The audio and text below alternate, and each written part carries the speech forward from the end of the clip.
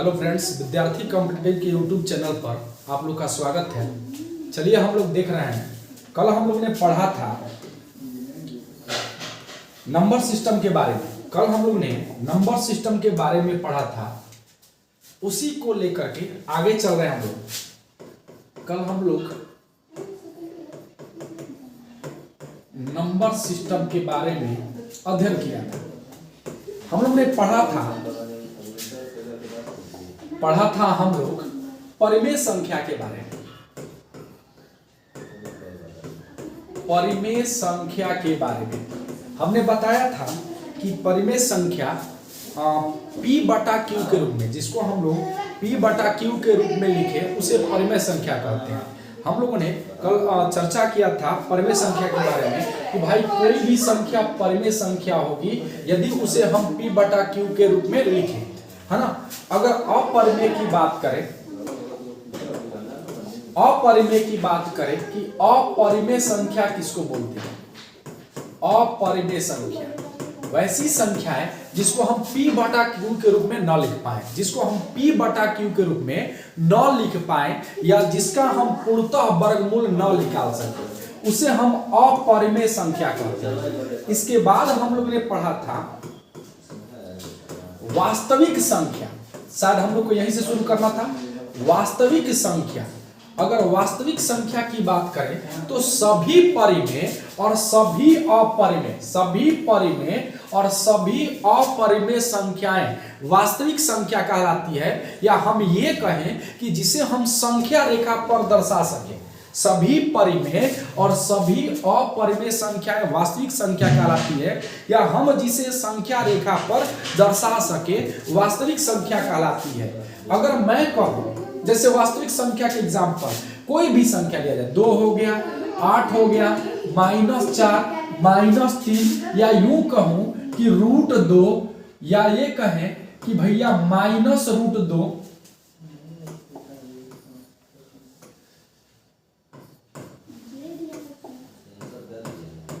कोई भी संख्या लिया जाए, ये सभी के सभी वास्तविक संख्या है। वहीं पर अगर कहा जाए अवास्तविक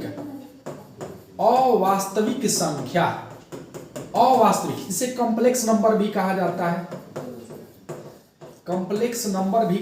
है, अवास्तविक की बात करें कि भाई अवास्तविक संख्या किसे कहते हैं? वैसी संख्या है जिसे हम संख्या रेखा पर दर्शा ना सके, उसे अवास्तविक कहा जाता है ना। जैसे मैं बात करूं कि अगर मान लीजिए ये संख्या लिखा गया, अगर इस संख्या की मैं बात करूं कि भैया ये संख्या लिखा हुआ है, तो ये वास्तविक संख्या, लेकिन अगर इस तरह से हो जाए तो ये इमेजिनरी नंबर हो जाएगा, काल्पनिक नंबर हो जाएगा। अगर ये लिखा जाए तो काल्पनिक नंबर i का स्क्वायर, जिसे ओटा बोला जाता है, ये काल्पनिक नंबर है। तो ये सभी अवास्तविक संख्या कहलाती है, ठीक है। अब थोड़ा सा देखा जाए, अगर मैं बात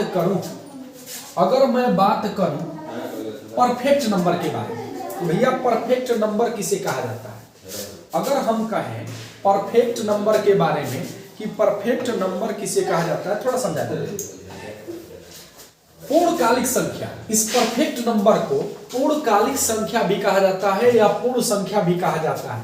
यदि कोई संख्या के सभी गुणनखंडों को, कोई संख्या के सभी गुणनखंडों के उस संख्या को छोड़ करके, मतलब जिस संख्या की बात कहा गया उस संख्या को छोड़ करके उनके जितने भी गुणनखंड है, अगर उसको जोड़ दिया जाए और वही संख्या प्राप्त हो जाए तो उसे परफेक्ट नंबर कहा जाता है। परफेक्ट नंबर कोई भी संख्या के सभी गुणनखंडों को उस संख्या को छोड़ करके जोड़ने पर अगर वही संख्या प्राप्त हो तो उसे हम लोग परफेक्ट नंबर कहते हैं। जैसे एग्जांपल की बात करें, 6 सबसे पहला परफेक्ट नंबर है। अगर इसके गुणनखंड की बात करें तो 1, 2, 3 और 6 होगा। लेकिन नियम है कि जो भी संख्या दिया गया है उस संख्या के जितने भी गुणनखंड है उन गुणनखंडों को जोड़ने पर, और यह भी कहा गया कि उस संख्या को छोड़कर, यानी इस संख्या से कोई मतलब नहीं, अगर हम इस संख्या को छोड़ करके जोड़ देते हैं सभी संख्याओं को और अगर जोड़ने पर 6 आता हो तो ये संख्या कैसा कहलाएगा? परफेक्ट नंबर कहलाएगा। Perfect number. दूसरा परफेक्ट नंबर का एग्जांपल देखा जाए। दूसरा परफेक्ट नंबर का 28, ये दूसरा परफेक्ट नंबर है। इसके जो गुणनखंड है वह 1, 2, 4, 7, 14, 28। तो इस संख्या को छोड़ करके जो भी शेष संख्या बची हो, जो भी शेष संख्या बचा है उसको हम लोग जोड़ देंगे। तो अगर हम जोड़े 14 7 21, 21 4 25, 25 2 27, 27 1 28, तो ये परफेक्ट नंबर है। तीसरी परफेक्ट नंबर 496, चौथा 8128। इसी तरह और भी आगे परफेक्ट नंबर है। तो यहां पर क्वेश्चन की बात करें तो हमसे ये क्वेश्चन पूछा जाएगा कि सबसे छोटा परफेक्ट नंबर क्या होगा? 6। सबसे छोटा परफेक्ट नंबर 6। दूसरा सबसे छोटा 28, दूसरा सबसे छोटा 28। एक टर्म और है। हम लोग परफेक्ट नंबर के बारे में समझ गए कि भैया परफेक्ट नंबर किसे कहते हैं? कोई भी संख्या परफेक्ट नंबर होगा यदि उसके सभी गुणनखंडों को उस दी गई संख्या को छोड़ करके अगर जोड़ दिया जाए तो जोड़ने के बाद अगर वही मान प्राप्त हो जाए तो संख्या क्या कहलाएगा? Perfect number. Perfect number, perfect number कहलाएगा। एक टर्म है कि भैया सबसे छोटी परफेक्ट नंबर तो 6 होगा, दूसरा छोटा तो 28 होगा। एक टर्म है, यहां पर ध्यान देंगे आप लोग कि यदि परफेक्ट नंबर के सभी गुणनखंडों को अब उस संख्या को लेकर के भी अगर जोड़ा जाए, कैसे? उल्टा, विलोम करके जोड़ा जाए। अगर जोड़ा जाए तो उसका मान सदैव 2 होता है।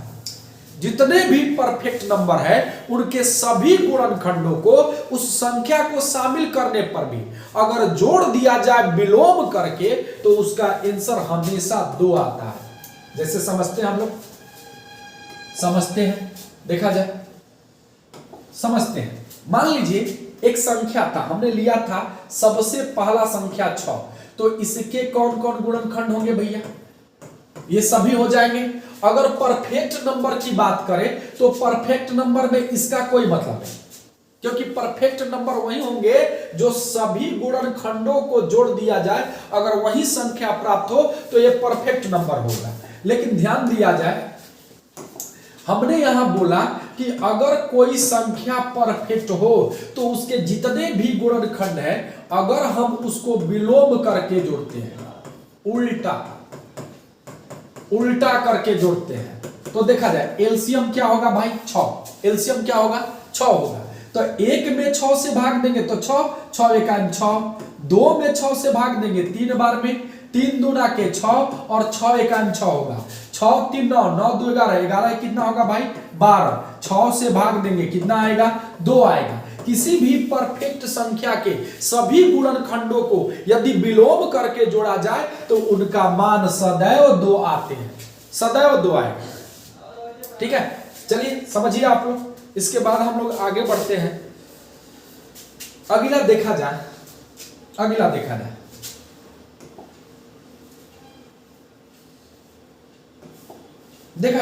टर्म अभाज्य युग्म। अभाज्य देखा जाए भाई,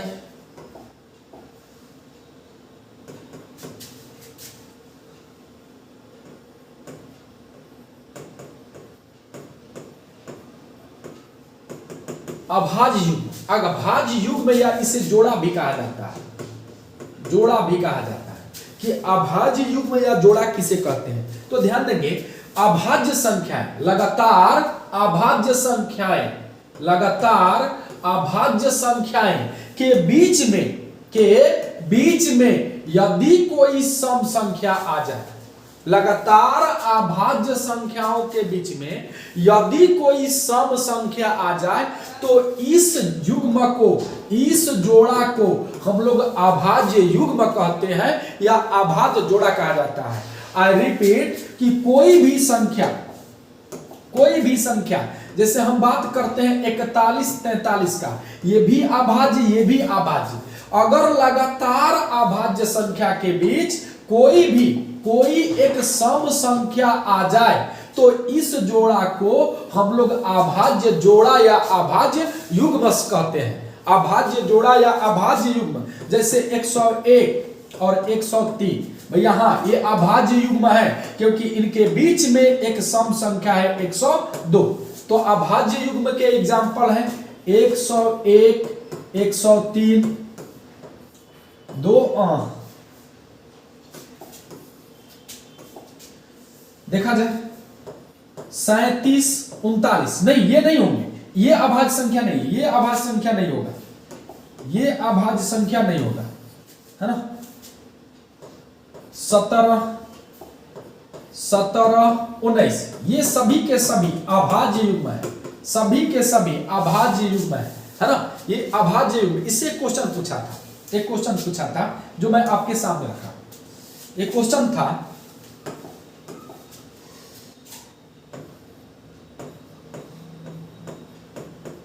निम्नलिखित में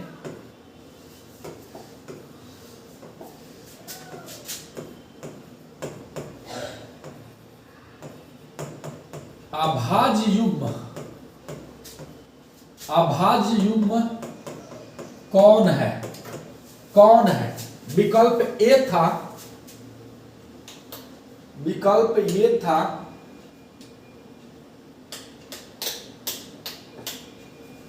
देखा जाए, विकल्प ए विकल्प था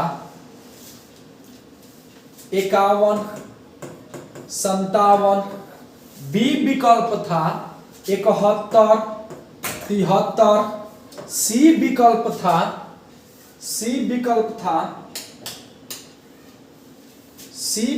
था 23, 21 और डी विकल्प था 89, 93। ये 4 विकल्प दिए गए थे और कहा गया था कि भैया अभाज्य युग्म कौन सा है, अभाज्य युग्म कौन सा है, ऐसा क्वेश्चन पूछा गया था। देखा जाए तो यहां पर देखेंगे, अगर अभाज्य युग्म की बात कहा गया कि भाई अभाज्य युग्म किसे बोला जाता है, तो अभाज्य युग्म वे लगातार अभाज्य संख्याएं जिनके बीच एक सम संख्या, तो 51 है, 57 है, क्या लगातार संख्या है? नहीं भाई, ये लगातार नहीं है क्योंकि इसके बीच में 53 भी अभाज्य संख्या है, इनके बीच में 53 भी अभाज्य संख्या है, 53 भी अभाज्य संख्या, तो ये लगातार नहीं है। 71, 73, हाँ भाई ये लगातार है और इनके बीच में एक सम संख्या भी है, इनके बीच में एक सम संख्या 72 सम संख्या। हमारा आंसर हो जाएगा, हमारा आंसर हो जाएगा, देखा जाए हमारा आंसर हो जाएगा। ये क्वेश्चन पूछा गया था। आगे बढ़ते हैं, आगे चलते हैं हम लोग, अगला देखा जाए, देखेंगे हम लोग विभाज्यता के नियम को समझते हैं, विभाज्यता के नियम को समझते हैं। विभाज्यता के क्या क्या नियम है, क्या क्या टर्म है। पहला की बात करें, पहला नियम का 2 से विभाज्यता का नियम क्या है?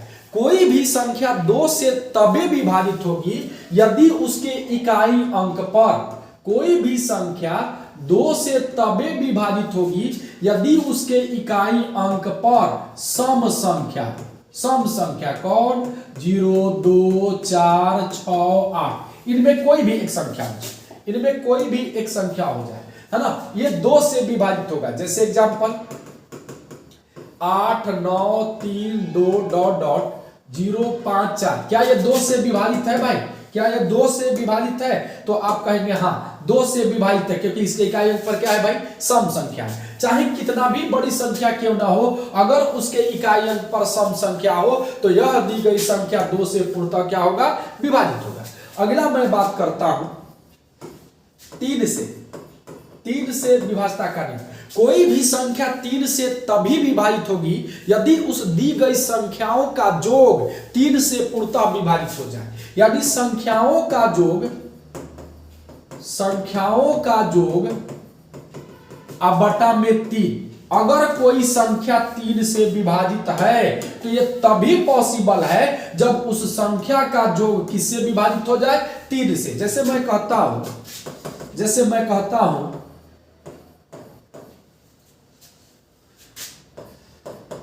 क्या ये 3 से विभाजित है, क्या ये संख्या 3 से विभाजित है, तो ये संख्या 3 से तभी विभाजित होगी यदि इसका योग 3 से विभाजित हो जाए। तो हमको इसको जोड़ना होगा। तो अगर मैं जोड़ू तो 9 8 17, 17 3 20, 20 में 21 1 जोड़ेंगे 21, क्या 21 3 से विभाजित है? हाँ है। तो हम कह सकते हैं कि यह संख्या 3 से पूर्णतः विभाजित होगी। अगला देखा जाए, अगला टर्म, अगला 4 से विभाजता का नियम। भैया कोई भी संख्या 4 से तबे विभाजित होगी यदि उस संख्या के इकाई और दहाई इन दोनों स्थानों का अंक अगर 4 से विभाजित हो जाए तो यह संख्या 4 से विभाजित होगी। कोई भी संख्या 4 से तबे विभाजित होगी यदि उसके इकाई और दहाई के अंक किससे विभाजित हो जाए, 4 से। तो वह दी गई संख्या 4 से पूर्णतः विभाजित होगी। जैसे एग्जांपल से देखेंगे,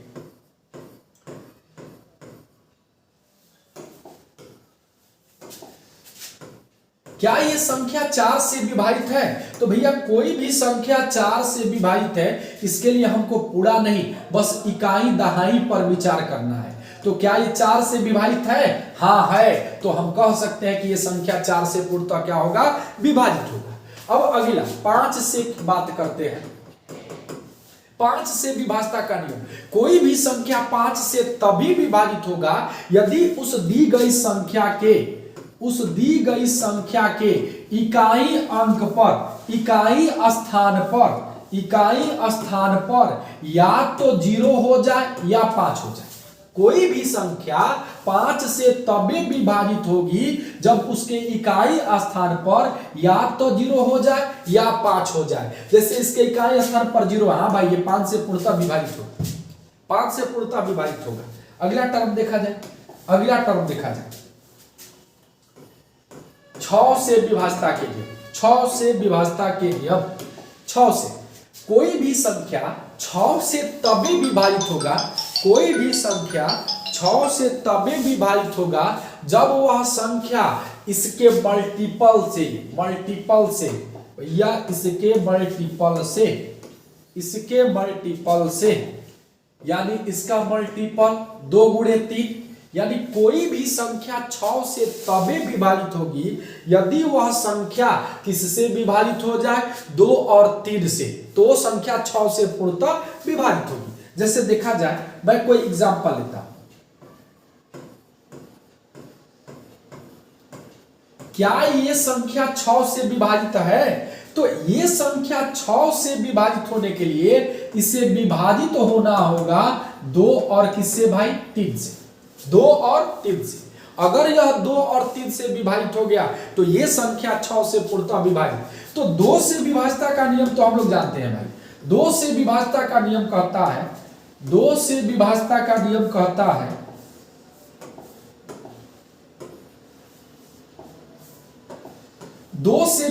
का नियम कहता है, कि भाई दी गई संख्या के इकाई स्थान पर क्या हो, 0।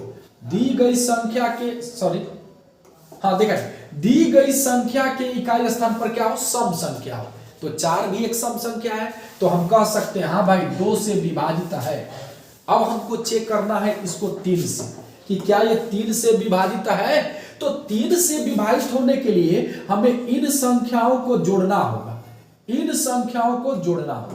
क्योंकि कोई भी संख्या 3 से तबे विभाजित होगी यदि दी गई संख्याओं का योग 3 से पूर्णतः क्या हो जाए, विभाजित हो जाए। तो जोड़ेंगे 8 9 17 3 20 4 24, 24 7 31 2 33, 33 8 40 41 4 45। क्या 45 3 से विभाजित है? तो आप कहेंगे नहीं। तो जब नहीं होगा तो ये संख्या 6 से पूर्णतः विभाजित नहीं होगा। तो मैं ये कहता हूं कि अगर इसे विभाजित करना है 3 से तो मैं इसमें, जैसे मैं कहता हूं योग तो 45 आया, मैं यहां पर इस संख्या को मान लीजिए हम यहां पर 5 लिख दिया, सॉरी 5 लिख दिया, 5 लिख दिया। अब कह रहा हूं कि क्या ये 3 से विभाजित है, तो आप जोड़ो 5 9 14, 14 3 17, 4 21, 7 28, 2 30, 30 8 38, 38 4 32, 38 4 5 9 14, 14 3 17, 17 4 21, 21 7 28, 2 30, 30 8 38, 38 4 38 4 42, 38 4 42, 42। क्या भाई 3 से विभाजित है? हाँ है। अब यह संख्या 3 से पूर्णतः विभाजित होगी, सॉरी 6 से पूर्णतः विभाजित होगी। किससे विभाजित होगी? 6 से। 6 से पूर्णतः विभाजित होगी। अगला टर्म देखा जाए, अगला टर्म 7 से, ध्यान से देखेंगे 7 से विभाजता का नियम क्या है भैया। 7 से विभाजता का टर्म देखा जाए हम लोग, नियम है 7 से विभाजता का कि कोई भी दी गई संख्या 7 से तभी विभाजित होगी यदि उस संख्या के इकाई अंक को दुगुना करके शेष संख्या में घटा दिया जाए और प्राप्त संख्या 7 से विभाजित हो जाए तो वो भी दी गई संख्या 7 से पूर्णतः विभाजित होगी। मतलब क्या है, इसको एग्जांपल से समझते हैं। कहा गया कि कोई भी संख्या 7 से कब विभाजित होगी, एक एग्जांपल से समझते हैं। जैसे मान लीजिए हम करें कि 91, क्या 91 7 से विभाजित है, तो इसका एक कोड है, इसका एक कोड है। वो कोड है कि इकाई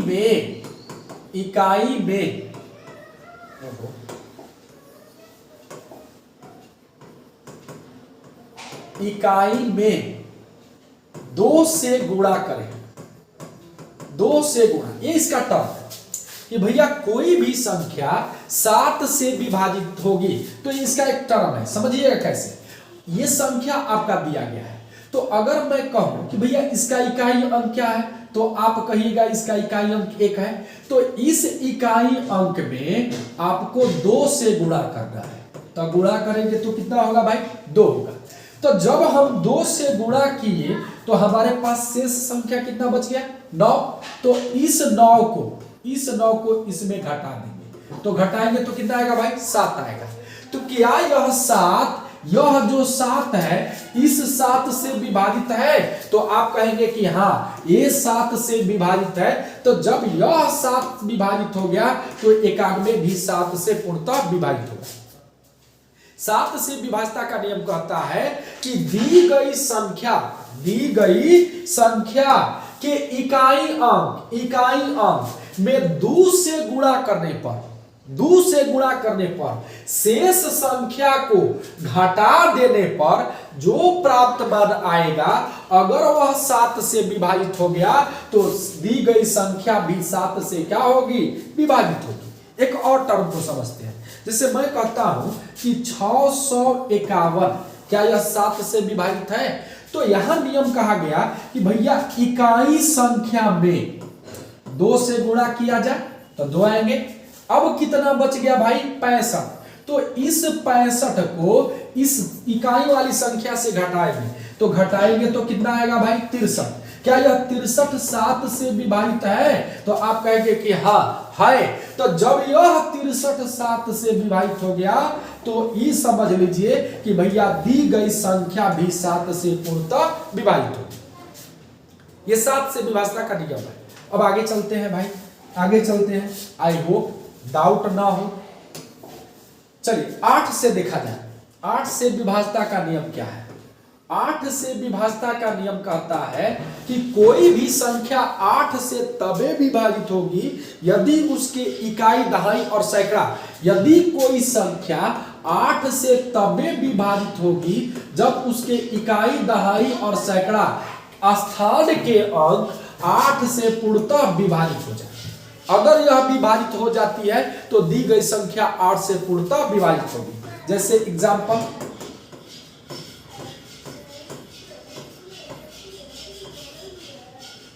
क्या यह संख्या 8 से पूर्णतः विभाजित है? क्या यह संख्या 8 से पूर्णतः विभाजित है? तो आप कहेंगे कि भैया कोई भी संख्या 8 से तबे विभाजित होगी यदि उसके इकाई, दहाई और सैकड़ा स्थान के अंक 8 से पूर्णतः विभाजित हो जाए। हाँ भैया ये विभाजित है तो हम कह सकते हैं कि यह दी गई संख्या 8 से पूर्णतः विभाजित होगी। अब अगला 9 से देखा जाए। 9 से कोई भी संख्या 9 से कब विभाजित होती है? कोई भी संख्या 9 से तभी विभाजित होगी यदि दी गई संख्याओं का जोग अगर 9 से विभाजित हो जाए ना तो वह दी गई संख्या 9 से पूर्णतः विभाजित होगी। जैसे एग्जांपल से समझते हैं। एग्जांपल देखा जाए। कोई संख्या है, क्या ये 9 से विभाजित है? क्या ये 9 से विभाजित है? तो 9 से विभाजित होने के लिए संख्याओं को जोड़ना होगा। तो जोड़ेंगे 3 2 5, 3 2 5, 5 7 12, 12 8 20, 9 29, 3 32, 32 33 34। 34 9 से विभाजित होगा? ना होगा। 34 9 से विभाजित नहीं होगा। एक हम 2 लगा देते हैं यहाँ पर, 1 2, तो अब कितना होगा? 36। क्या 36 9 से विभाजित है? हाँ भाई है। तो हम कह सकते हैं कि ये भी संख्या 9 से पूर्णतः क्या होगी? विभाजित होगी। 9 से पूर्णतः विभाजित होगी। अगला देखा, अगला टर्म देखा जाए। अगला 10 से कोई भी संख्या 10 से तबे विभाजित होगा। कोई भी संख्या 10 से तबे विभाजित होगा यदि उसके इकाई स्थान पर 0 हो जाए। उसके इकाई स्थान पर 0 हो जाए। ठीक है। अगला देखा जाए 11 से टर्म ये है। 11 से कंडीशन को समझिएगा। थोड़ा सा 11 वाला थोड़ा टर्म में बदलाव है, इसे हमें समझने की जरूरत है। हम लोग समझते हैं। चलिए एक क्वेश्चन लेकर समझाते हैं, फिर मैं इसको बोलूंगा। इससे मान लीजिए 11 से विभाजता का नियम।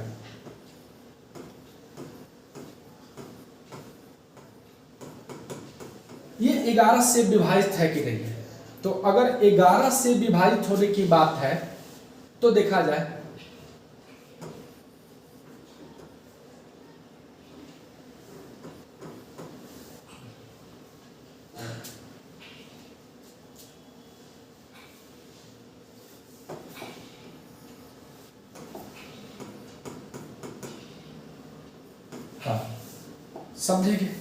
समझेंगे भाई।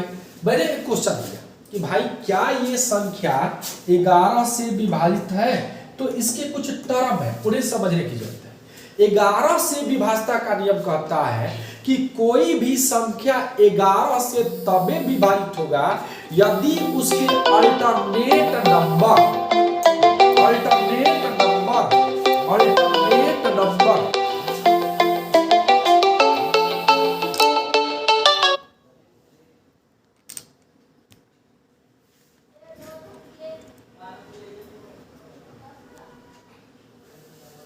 हाँ देखा जाए। टर्म यह है कि कोई भी संख्या 11 से तभी विभाजित होगा यदि उसके अल्टरनेट नंबर या सम या विषम स्थानों के अंकों के योग का अंतर यदि 0 हो जाए या 11 से विभाजित होने वाली संख्या आ जाए तो वह दी गई संख्या 11 से पूर्णतः विभाजित होगी। आई रिपीट, कोई भी संख्या 11 से तभी विभाजित होगी यदि उस संख्या के अल्टरनेट नंबर, मतलब एक को छोड़ करके, अब आगे कोई संख्या नहीं है, एक को छोड़ करके ये संख्या कहता है कि कोई भी संख्या 11 से तभी विभाजित होगी यदि उसके अल्टरनेट नंबर संख्याओं के अल्टरनेट नंबरों के अंकों के योग का अंतर। तो अंकों का योग क्या होगा भैया? अंकों का योग तो आप कहोगे 8 2 7 3, इन सबको जोड़ेंगे और इधर वाला 3 4 फिर 8 फिर 5 है ना। इन दोनों का अंतर या तो 0 आ जाए या इनमें से कोई संख्या। तो जोड़ेंगे 8 2 10, 10 7 17 3 20 हो जाएगा। माइनस 3 4 7, 7 8 15, 5 20 हो जाएगा भैया। अंतर कितना है? 0 है। अंतर कितना है? 0। तो यदि 0 हो जाए या 11 से विभाजित होने वाली कोई संख्या आ जाए तो ये संख्या 11 से पूर्णतः क्या होगी? विभाजित होगी। इसका टर्म है कि कोई भी संख्या 11 से तबे विभाजित होगी यदि उसके सम और विषम स्थान मतलब अल्टरनेट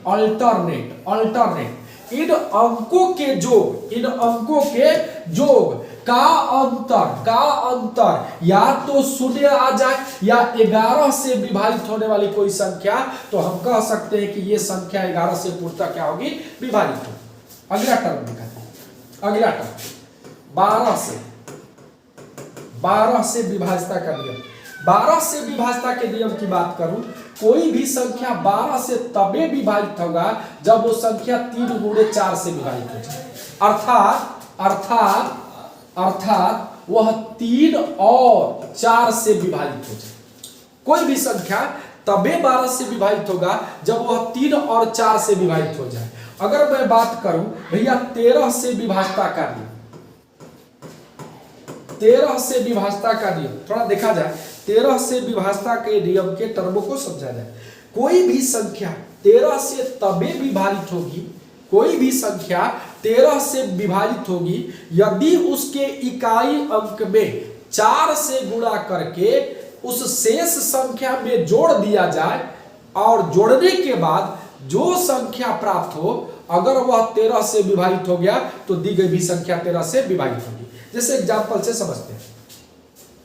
मान लीजिए कोई संख्या है, मैंने कहा कि क्या यह 13 से विभाजित है, तो टर्म यह है कि दी गई संख्या के इकाई अंक कितना है भाई? 3। इसमें 4 से गुणा करेंगे तो चरती आई 12। शेष संख्या कितना बच गया भैया? शेष संख्या कितना बच गया? तो इतना बच गया। अब इस संख्या को इसमें जोड़ेंगे, तो जोड़ेंगे तब 5 2 7 1 0 1 1। क्या यह संख्या 13 से विभक्त है? हाँ भाई 13 से विभक्त है। तो जब यह 13 से विभक्त है तो ये भी संख्या 13 से पूर्णतः क्या होगी? विभक्त होगी।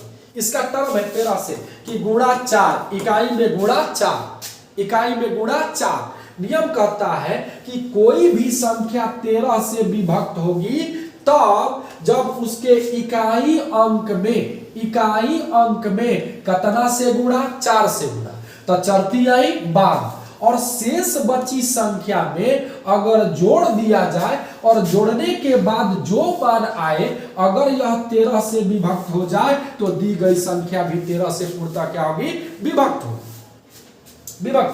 ये 13 का कंडीशन है। अगला 14 का देखा जाए भाई। 14 से कोई भी संख्या 14 से तबे विभक्त होगा जब वह 2 गुणे 7 से, मतलब 2 से भी विभक्त हो और 7 से विभक्त हो। कोई भी संख्या 14 से तबे विभक्त होगा जब वह 2 और 7 से विभक्त हो। अगर मैं बात करूं 15 से, कोई भी संख्या 15 से तबे विभक्त होगा जब वह विभक्त हो किससे भैया? 3 और 5 से। 3 और 5 से अगर कोई संख्या विभक्त हुआ तो वह संख्या 15 से विभक्त होगी। 16 से विभाजता का नियम। कोई भी संख्या 16 से तबे विभक्त होगा यदि उसके, अगर कोई संख्या दिया गया है तो उसके लास्ट से 4 मान, अगर यह 16 से विभक्त हो जाए ना तो यह दी गई संख्या 16 से क्या होगी? विभक्त। 16 से क्या होगी? विभक्त होगी। अगला टर्म दिखा है। अगला टर्म 17 से कोई भी संख्या 17 से कब विभक्त होगी? टर्म यही है कि भैया देखो 17 से विभाजता का नियम क्या है, मैं एक क्वेश्चन से लेकर समझाता हूं। क्वेश्चन से लेकर जैसे 782 है, मैं ये कहता हूं कि 17 से विभाजता का नियम क्या है, तो इसका टर्म है भाई इकाई अंक में गुणा 5 और माइनस का इकाई अंक में गुणा 5। ये नियम कहता है कि कोई भी संख्या 17 से विभाजित होगी यदि उसके इकाई अंक में 5 से गुणा किया जाए। तो 5 दूना के 10, 5 दूना के 10, और शेष संख्या में भाई इस संख्या को घटा देना है, शेष संख्या में इस संख्या को घटा देना है। तो बचा कितना भाई 68। क्या 68 17 से विभाजित है? तो आप कहेंगे हाँ है। तो जब 17 से विभाजित हो गया तो यह दी गई भी संख्या 17 से पूर्णतः क्या होगी? विभाजित होगी। इसको परिभाषा की बात करें तो कहता है कि कोई भी संख्या 17 से तबे विभाजित होगा यदि उस संख्या के इकाई अंक को 5 से गुणा करने पर शेष संख्या में घटा दिया जाए। अगर प्राप्त मान 17 से विभाजित हो जाए तो दी गई संख्या भी 17 से पूर्णतः क्या होगी? विभाजित होगी, पूर्णतः विभाजित होगी। अगर मैं बात करूं 18 से, एक क्वेश्चन और देख लीजिए। जैसे एक क्वेश्चन है कि भाई क्या यह 17 से विभक्त है? तो इसे हमें चेक करना होगा। तो 17 से विभक्त होने के लिए हमें इसके इकाई अंक पर विचार करना है। इसका इकाई अंक में हमें 5 से गुणा करना होगा। तो 6 5 30। अब बचा कितना भैया? इतना।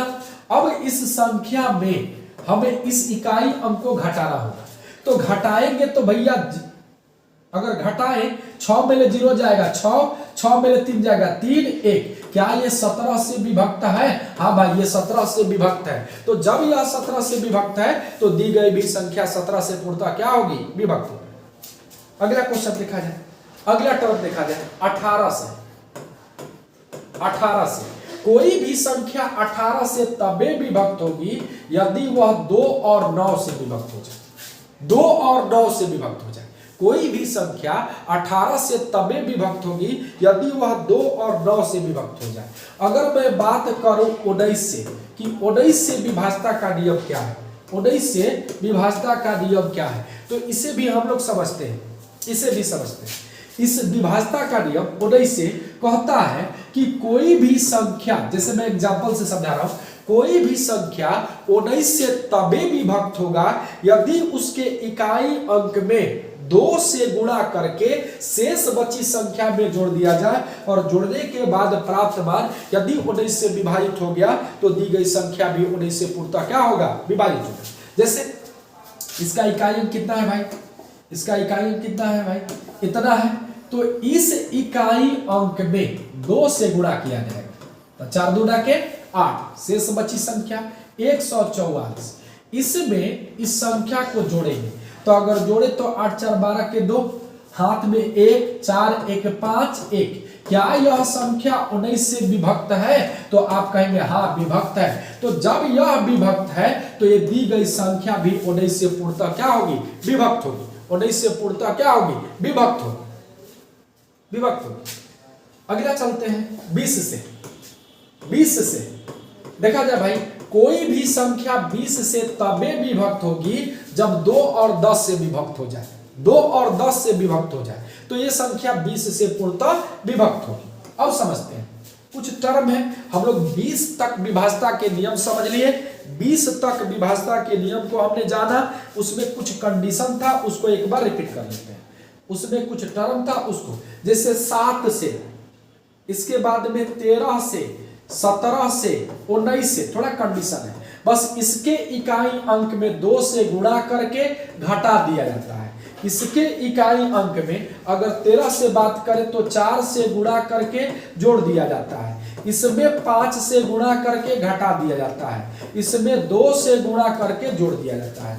इन टर्मों को अगर आप याद रखते हैं तो आसानी से इन पर जो क्वेश्चन दिए जाते हैं उसको आप बना सकते हैं। ठीक है, चलिए आगे बढ़ते हैं। आगे बढ़ते हैं। अगर मैं कहूं प्राकृत संख्याओं के जो लगातार अगर प्राकृत संख्या है, लगातार प्राकृत संख्या देखा जाए भाई, अगर लगातार प्राकृत संख्या है, मान लीजिए n तक, तो इनका योग होता है n इंटू n प्लस 1 बटा में 2। लगातार प्राकृत संख्या। अगर वर्गों की बात कर दूं कि लगातार वर्गों के योग कितने होंगे, तो आप कहेंगे n into n plus 1 into 2n plus 1 बटा में 6 होता है। अगर मैं घनों की बात कर दूं कि कि भैया लगातार प्राकृत संख्या के घन के योग क्या होंगे, तो ये होते हैं n इंटू n प्लस 1 बटा में 2 का होल स्क्वायर, 2 का होल स्क्वायर, है ना। अगर मैं कहूं लगातार सम संख्या का, जैसे 2 plus 4 plus 6 plus 8 plus dot dot plus 1, अगर लगातार सम संख्या की बात करूं कि लगातार सम संख्या का जो क्या होगा, तो इनके दो टर्म होते हैं, इनके दो टर्म योग होते हैं। एक होता है n बटा 2 इंटू n बटा 2 प्लस 1,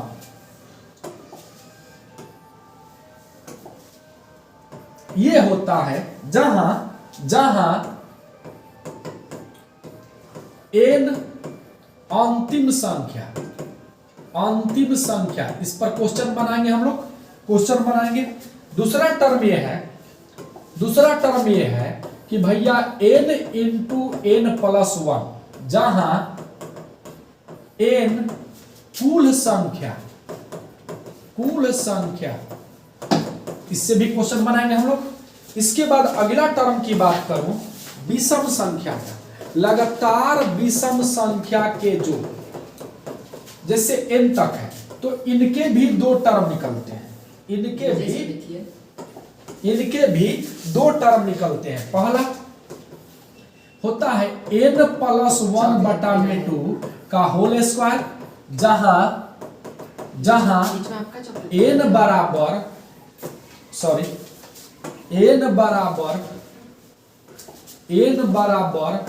अंतिम संख्या, और दूसरा टर्म n स्क्वायर, जहां n बराबर कुल संख्या, ये टर्म होते हैं।